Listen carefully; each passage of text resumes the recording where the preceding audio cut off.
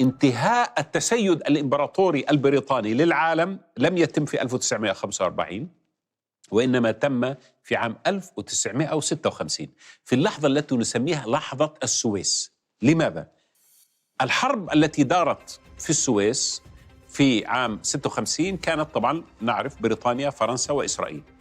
كانت تظن بريطانيا وفرنسا وكلاهما إمبراطوريتان سابقتان ما زال يسيطر عليهما الحس الإمبراطوري دون الإمكانات الحقيقية الإمبراطورية، ظن أنهما قادرتان على أن تقوم بمثل هذه الحرب للسيطرة على قناة السويس. طبعا هنا تدخلت الولايات المتحدة الأمريكية وقدمت إنذاراً لبريطانيا بضرورة وقف الحرب، وقد اضطرت بريطانيا في ذلك الوقت تحت التهديد والوعيد بوقف الحرب.